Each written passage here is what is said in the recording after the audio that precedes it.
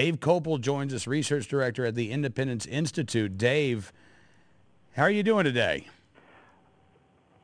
Ready to fight. It is a black day in Colorado history, an infamous day, but it is the beginning of a new stage in the battle. Well, yeah, there's no doubt about that. It was fascinating. I read the Denver Post earlier today. I thought they did a good job of sort of setting the scene where, Governor Hickenlooper signs the bills, closed door signing ceremony, holds the press conference afterwards. The Republican side of the Senate chamber, you've got the flag of the state of New York that I guess had been modified to show Bloomberg's face and Hickenlooper's face. And, yep. And that seems to be, look, this is legitimate criticism that Governor Hickenlooper and every one of these people who voted for these gun control bills will be and should be facing between now and next election day, is that you're the mayor of New York's guy. I mean, you're his lackey. Yes. No, we ought to redo the organization chart for civics textbooks in Colorado to show how things actually work, which is Mayor Michael Bloomberg is in charge of the state. These are Bloomberg bills, horribly drafted, copied thoughtlessly by legislators who hate guns and gun owners, and pushed into law by raw politics, not by their merits, and signed into law by a negligent governor who, unlike most other governors, didn't pay attention to the particular language in bills that he knew was going to end up on his desk, and might have been able to intervene and have some of we'd still have a Second Amendment problem no matter what, but at least some of the most abusive language that now criminalizes people who have 8-round magazines could have been taken out. Yeah, all right. When you say when you say this criminalizes people who have 8-round magazines, I thought the ban was on magazines that held more than 15 rounds, Dave. Or readily convertible, which the sponsor says includes anything that has a base plate, a removable base plate. So basically, most magazines, yes, in the state of Colorado are going to be banned after July the 1st. Yes, and your grandfathered for the existing ones. Although you obviously, there's a lot of guns for which they don't have special crippled magazines that you can't clean with and don't have a removable base plate. Right. But putting that aside, you can only keep your grandfathered magazine if you're in continuous possession. So that means, you go to a shooting range and maybe there's a range instructor who helps you shoot better and handles your gun for 5 minutes. Now you're both criminals because the continuous possession has ended. And of course, even if you do keep it in continuous possession, which means you never let anyone hold it ever, then when you die, your heirs have to destroy the magazine.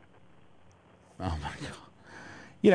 And again, Dave, the best explanation I heard from one of the sponsors of this bill, Rhonda Fields, was that, well, look, it may take this may give someone an extra 1 or 2 seconds as they're switching magazines in a mass shooting event, and that's why this bill's worth it.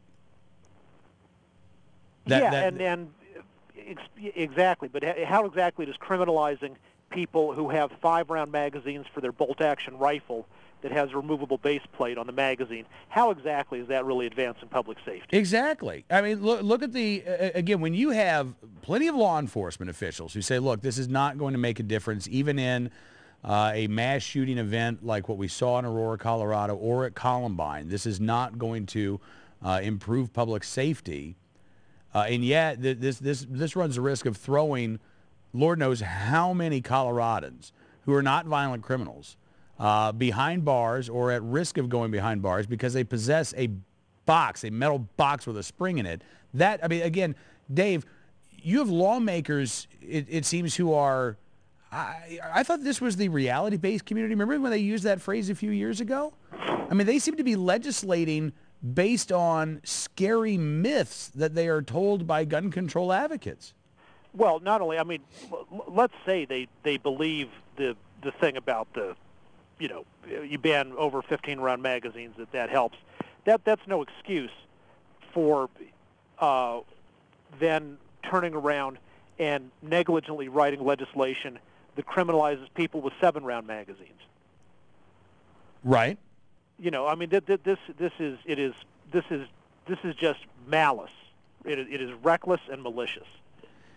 All right, and again, Governor Hickenlooper was made well aware of the problems with these bills. I mean, even as a supporter of gun control. I was on the phone with his staff yesterday. They are totally aware of the problems, and their answer is that. So here's what the bill says. So let's say you have a 6-hour pistol with an 11-round magazine that has a removable base plate. You go out of town for a day, and you tell your wife, hey, you know, you can use my gun. If you want to go to the shooting range or if you need to use it for self-protection, you're welcome to use my gun. Well, not with that magazine. If your wife uses the gun, the standard 11-round, we're not talking, you know, an evil magazine, right, supposedly like 17 rounds. The 11-round magazine, because it has a removable base plate, it is therefore readily convertible, and therefore it's contraband, which is only allowed to remain in the state provided the grandfathered owner stays in continuous possession. So when you give that gun with the 11-round magazine to your wife, she's a criminal and you're a criminal. And the answer the governor's staff gave me was, well, what we expect people to do is the wife should buy a different magazine. She's supposed to buy, I guess, one of these like crippled, you know, New Jersey-style magazines with a fixed base plate.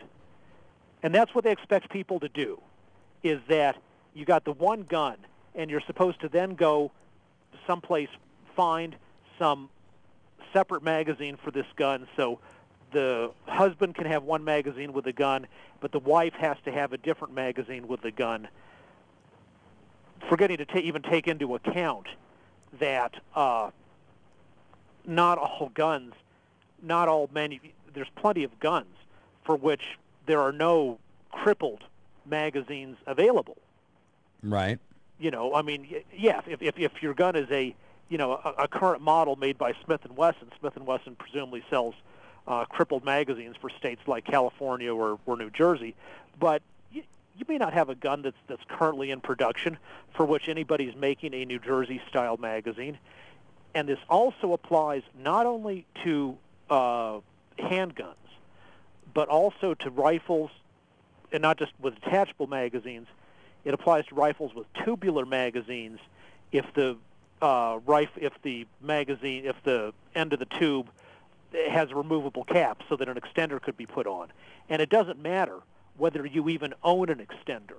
It means that your gun is the fact that the extender is the end cap of your tubular magazine for your rifle can be removed, and an extender could be put on. That makes your rifle, with its fixed attached magazine, also illegal contraband. You can continue to own it, but if anyone else ever holds that gun, you're no longer in continuous possession, and you're both criminals up to a year in jail. And I talked about this. The governor's staff and I specifically talked about this. This isn't people who just never read the bills they sign. Right. Right. They just the governor signs anything that comes in front of him because he's like the commander in MASH, where his assistant just gives him papers to sign that he doesn't read. They knew this. They were completely aware of this, and they signed it anyway. All right, so Dave, the question I'm getting from Colorado gun owners all day long is, what do we do now? Stand and fight.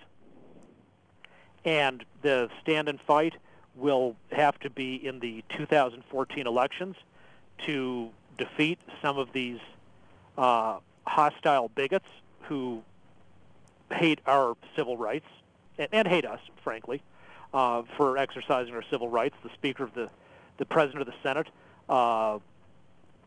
when withdrawing his assault weapon bill, described the National Rifle Association as a sickness on our souls that must be cleansed from society.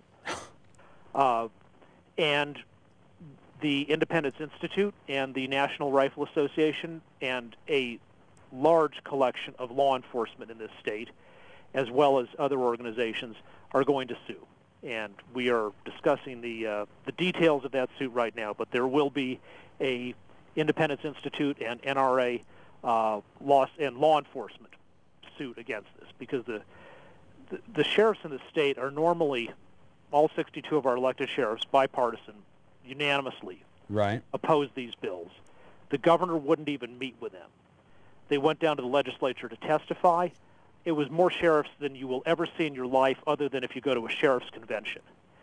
And the legislature completely ignored, well, the majority that was ramming this through, completely ignored everything they have to say.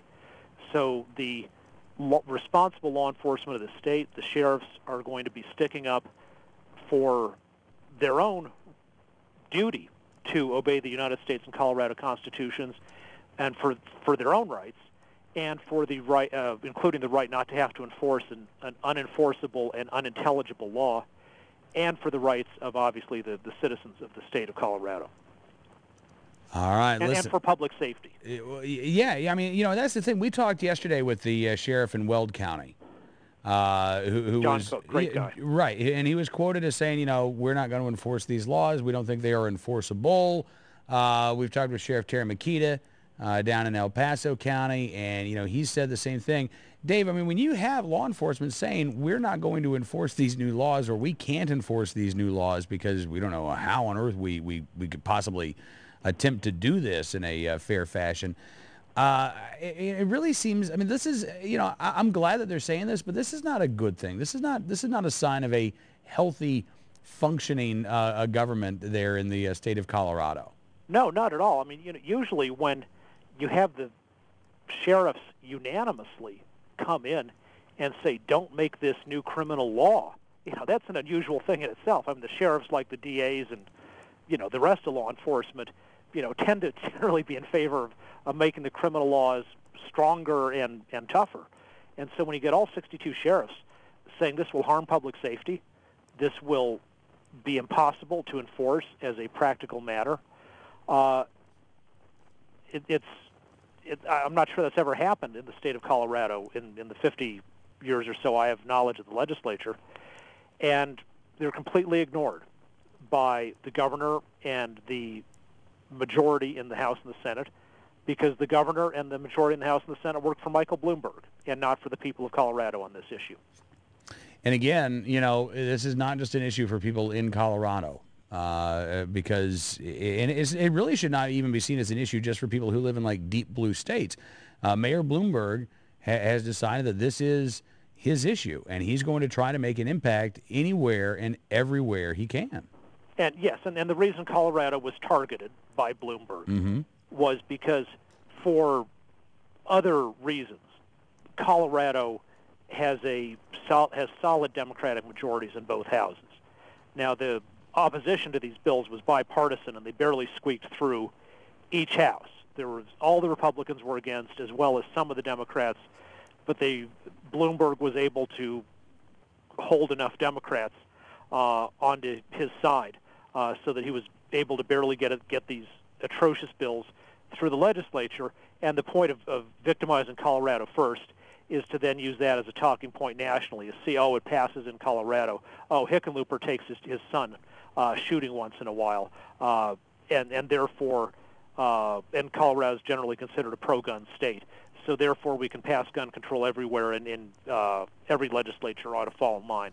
Of course, that's not happening nationally, right, and it's not happening around the states. You know, New Mexico and Washington State and Oregon being among the places where Bloomberg has been defeated. Absolutely. I mean, we just talked about New Mexico. The so-called universal background check bill did not get a vote in the House. As you mentioned, Oregon, Washington State. We've got Vice President Biden, meanwhile, lobbying in Minnesota right now, trying to convince rural DFLers that they can vote for these gun control laws without suffering a political penalty. And Dave, you know, the fact of the matter is, despite what the mainstream media said and despite what President Obama said, you know, look, Americans' attitudes towards gun control really did not change that much. We've had this conversation. We've had this discussion with ourselves and with others for 20 some odd years. It's not like we don't think about our right to keep and bear arms. We've sort of made up our mind as a society where we stand on these things. But now you look at the latest polls, and even the modest bump that gun control advocates got in terms of public support is gone. And and that's partly because the gun control advocates have been overreaching to introduce bills to actually improve public safety. If they'd done gun control in a way that people would say, oh, this might have actually done something to prevent the next Newtown, they'd have a lot more public support. But, banning guns based on whether they have a folding stock, I think the public realizes has nothing to do with public safety, and it is the pure malicious spirit of prohibition for its own sake. Well, Dave, listen, I really appreciate you coming on the program, and I look forward to having you back again very soon. We are going to be fighting hard in Colorado. I know you are. Dave, thank you again. I'm really looking forward to it, and appreciate your time, sir. Okay, thank you. All right, Dave Kopel, Research Director at the Independence Institute.